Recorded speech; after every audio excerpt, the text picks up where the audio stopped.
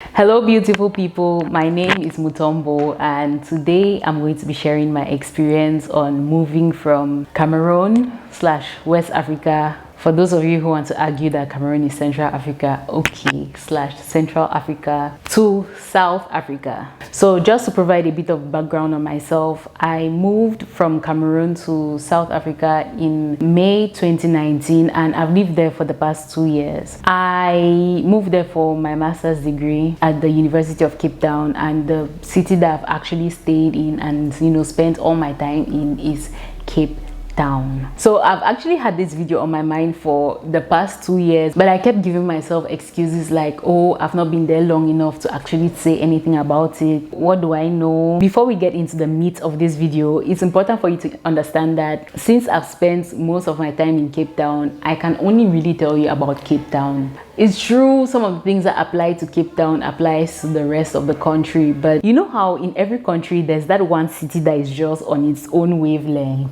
There's just that one city that kind of shields you from the problems of the rest of the country. In Cameroon, before the Anglophone crisis, that city for me was Buea. And in South Africa, it is Cape Town. That said, to be totally fair, I am going to be talking about my own experience in Cape Town, and I'll be comparing that to my experience in Cameroon. Also, I'm going to divide this video into chapters using timestamps, so if there's any part that you're particularly interested in, you can go ahead and go straight to that, but why not watch the whole video? Just watch. Let's talk about the shopping experience in Cape Town. It is glorious. The very obvious thing that really just stood out to me was the fact that South Africa has lots and lots of malls. When I was living in Cameroon in 2019, there was not even one mall in the entire country. Right now we have a mall that was built last year or opened last year, and to date I still haven't even seen the mall that was opened in Douala, Cameroon. So yeah, the first time in my life that I saw a mall was in Cape Town, South Africa. It was just so magical to me how easy it was to just shop. I mean, obviously in Cameroon, especially in Douala, which has the best shopping experience in the country, we have big shops, we have hypermarkets, but we don't have malls, except the one. Online shopping is also a big thing in South Africa. Obviously, South Africans are going to complain about things like Amazon deliveries from out of the country, but most stores, most restaurants, most supermarkets in South Africa at least have the option of delivery, which is just very convenient. You guys don't know how blessed you are. Okay, so when I left Cameroon, the major e-commerce website that we had was Jumia, and even now Jumia finally closed. There are a few popping up here and there, but it's still a very far cry from what we have in South Africa. So Cameroonians, business opportunities. I always used to shop on Jumia. I don't know why they went out of business.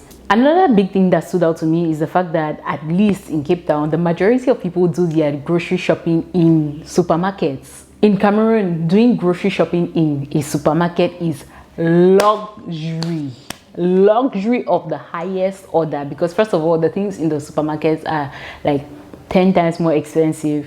In Cameroon, if you want to buy groceries, anything to eat, is definitely going to be from these open markets where we have people coming from everywhere and they put their goods there and they sell there. That is where you do your grocery shopping. If you are a lay citizen, if you are a middle class, even upper class, we all do grocery shopping in the markets. It's not in supermarkets, in closed buildings and all of that.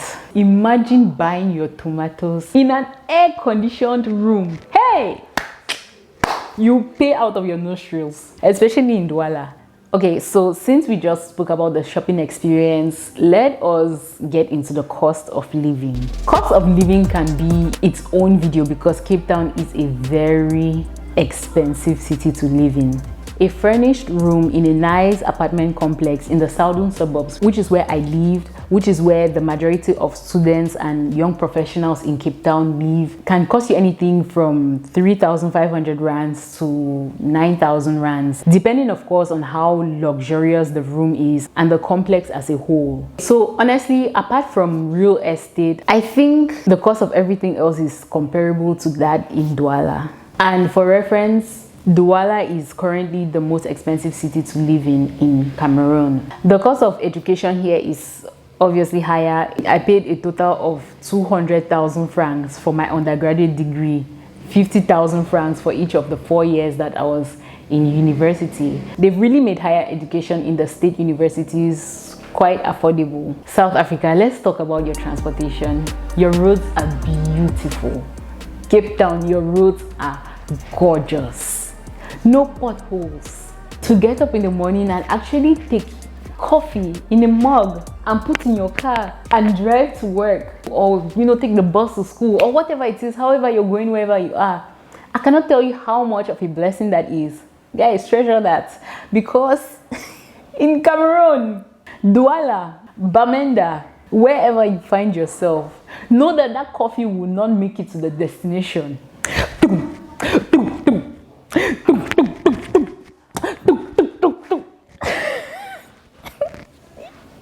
Where are you carrying liquid in an open mug to? Where do you think you are? Where do you think you are?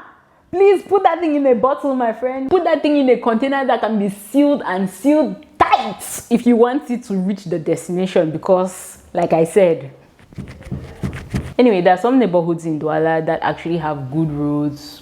The roads have been tarred and whatnot, but I can't really consider those neighborhoods because those are the posh neighborhoods. Yaoundé is at least much better because it's the capital of the entire country, and I think maybe because of certain factors that I don't want to mention here on camera and make myself a target, it has better roads. It's still nothing compared to Cape Town, and Cape Town is not even the capital. In South Africa, what they have as the taxis where everybody shares a ride is more like mini buses. They are much larger, and then the taxis that are the 5-seat option, those ones are referred to as metered taxis because they literally put a meter there, and then how much you pay is based on how far you go, and then you don't share the taxi with anybody. In Cameroon, if you don't want to share your taxi with anybody, you have to pay for all the seats. Another thing obviously that is popular in South Africa is ride shares, Uber, Bolt. I really loved it. The convenience of having somebody to even come and pick you up at your doorstep. Cameroonians have actually launched so many ride-sharing apps. I actually have to give them props. But the problem with ride-sharing apps in Cameroon is that location it's not easy to describe your location since we don't actually have addresses. I mean, the government claims that we have addresses, but nobody knows the address. Like, I can't tell you where I lived in Douala. All I knew was to tell people, prenez la route à gauche. Dès que vous arrivez au pressing, prenez la route à droite.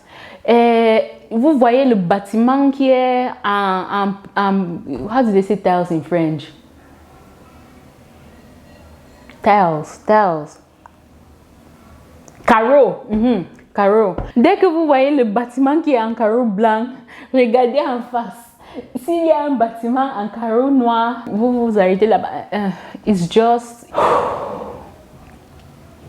Which is why I am a dedicated Google Guide contributor. Hey, shout out to Lorraine Shu. She has contributed so much to the map in Douala, Cameroon. So thank you, Lorraine. And also, speaking of Lorraine, I'm going to leave her YouTube channel in the description box, so check that out when you're done here. Even when shops are giving you the addresses, they'll tell you, oh, my address is opposite this bank. That's just a challenge that we've had, but I believe that we are going to overcome it. Cape Town also has buses moving within the city. I love going on the bus, especially the My City bus. Buses are actually the most affordable way to go around town. Everything else is a smidge expensive. I hear that Johannesburg doesn't really have this bus service that Cape Town has. So like I said, Cape Town is just its own cocoon. Like, they've just made everything nice and soft for everybody there. Something that I noticed is really popular in Cape Town is, people using skateboards and bicycles to go around town. In Cameroon, in terms of public transport, we have taxis, which are the 5-seat cars, even though taxi drivers have turned it into 6-seater cars. We have bikes. Nigerians call it Okada. I think even in Cameroon we use the word Okada, but the word that is originally Cameroonian is bensikin. You know, the way you hunch over a bike, you bend your skin on it, so it's bensikin. But then the way you pronounce it is like you have to put in your indigenous accent, bensikin. And then for interurban transport, we have buses. Oh my gosh, I almost forgot to mention this one thing. South Africa drives on the left side of the road. I cannot tell you how many times I have stopped in a panic as I cross the road because I keep, looking on the wrong side of the road. I'm literally looking on this side knowing that there are no cars coming. I'm fine, I'm safe. Meanwhile, a car is seriously coming from this side. Like, that part actually took me at least a year to adjust to. You cannot talk about life in South Africa without mentioning the stark difference between the rich and the poor. The gap is, and obviously the history of South Africa has a lot to do with this gap that you see. Within just 5 or 10 minutes of walking through the city, you will see at least 10 to 15 people sleeping on the streets. And within those same 10 minutes of walking through the city center, you will see Range Rovers, Mercedes, Porsches passing through those same streets. I keep raving about the beauty of Cape Town, the beauty of South Africa and everything, but you cannot experience the city without your heart breaking. Cape Town has been mapped out and gentrified in such a way that it's literally like, okay, these are the poverty zones, these are the posh zones. Every city has poorer areas, every city has, wealthier areas, but at least you see some mix.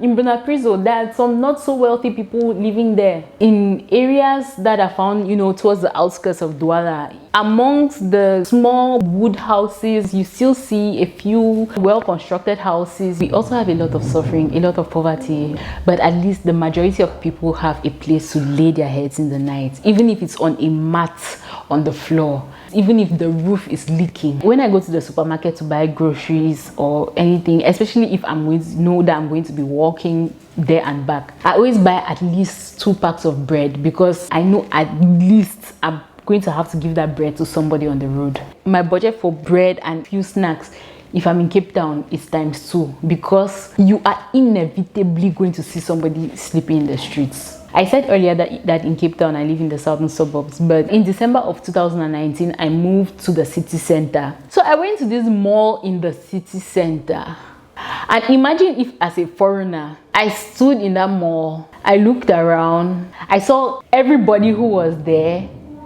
and I thought to myself, so this is the Black people mall. I don't know how else to put this point across. I don't know if I'm supposed to be politically correct or what, but I'm just saying the truth. That's how clear-cut certain things in Cape Town are. I went to that mall 3 or 4 times. I am not exaggerating. Every single time that I went to that mall, I didn't see one white person. And I'm not even one to make things about race. I didn't grow up in a country that had many races. So race is not even something that automatically just jumps to mind first for me, when something happens. But living in the city center opened my eyes to so many things. That much I would tell you. Let's talk about safety and security. Contrary to what everybody says, Cape Town feels very safe to me. I personally have never been mugged in Cape Town, but then again, I don't think I've ever been out past like 10 p.m. except for maybe 1 or 2 occasions where I was on campus. I haven't really experienced the city in the night. There are some areas where I've been to where people have told me, hey, watch yourself. Watch yourself. This area is dangerous. Call it the grace of God. I don't know, but I have never been mugged in Cape Town. Actually, I've had friends who have been mugged not too far from where I live.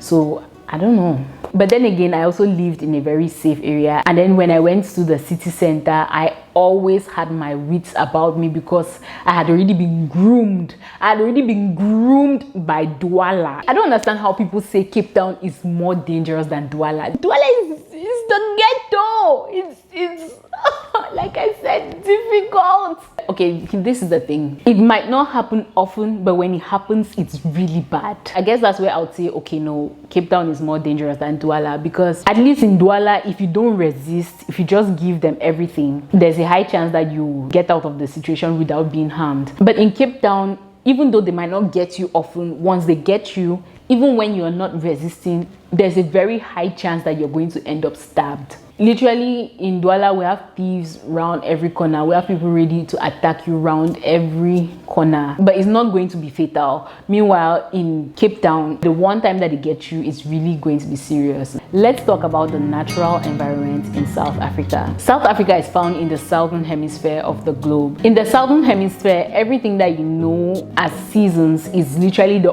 opposite to what is in the northern hemisphere. I used to watch the popular Namibian lady Delish Matthews on Snapchat, and she would always say, oh, it's winter here, it's winter here. And I was like, girl, you're in Africa. What do you mean winter? Africa doesn't have winter. Surprise, surprise. Africa does have winter, and it's harsh. It is cold. So South Africa has 4 seasons: summer, autumn, winter, spring. The summer months are from November to February, and that is actually when you have winter in the northern hemisphere. South Africa has autumn, I think from March to June or so, and then from June to August is the coldest weather that I've ever experienced in my life. Winter. I'm a child of the equator, please. I was raised in the tropics. I know heat, I know humidity, I don't know that dry cold. Yeah, winter in Cape Town is always very rough for me. I literally cannot function during winter. And if I'm complaining this much about the cold when it's winter without snow, I can only imagine how bad it is in places that actually have snow. Autumn is actually my favorite weather because it's just the perfect amount of cool. Even though I'm here saying that, oh, I don't like cold, I also don't like heat. I survived summer without an air conditioner. I just had a fan and I survived. It was still very uncomfortable, but the heat during summer in Cape Town is nothing compared to the heat in Douala. The heat in Douala is a type of heat that makes you literally dizzy without you doing anything. Like, Cameroon as a whole has 2 seasons as opposed to the 4 seasons in South Africa. We just have the rainy season and the dry season. All right, guys, I still have a bunch of points to go through here, but first of all, I'm filming with my doors closed because there is so much noise coming from outside, and then the sun is also going down. So I'm going to cut this video into 2. Watch out for part 2, because part 2 is going to tell you all about the culture shocks that I experienced when I moved to South Africa from Cameroon. I think that video is even going to be more interesting than this one, so please stay tuned. While waiting on the other video, please go into the comments and let me know what you think. If you are a foreigner in South Africa, do we have similar points of view? If you are South African, or if you have lived in South Africa, say, for most of your life, did I properly represent South Africa, or at least the Cape Town experience? Because like I said earlier, Cape Town cannot tell you what South Africa is like. At this point, South Africa is obviously my second home. That's the place that I've spent the most time out of Cameroon. These kinds of videos are usually very tricky, which is also another reason why I've literally been putting it off for so long, because as much as I wouldn't like to turn on my camera and say anything that might annoy anybody, I also cannot turn on my camera and lie. But anyway, I'm drifting too far. So I'll see you guys in the comments. If you're new, please subscribe, give this video a thumbs up, and I'll see you in the next one.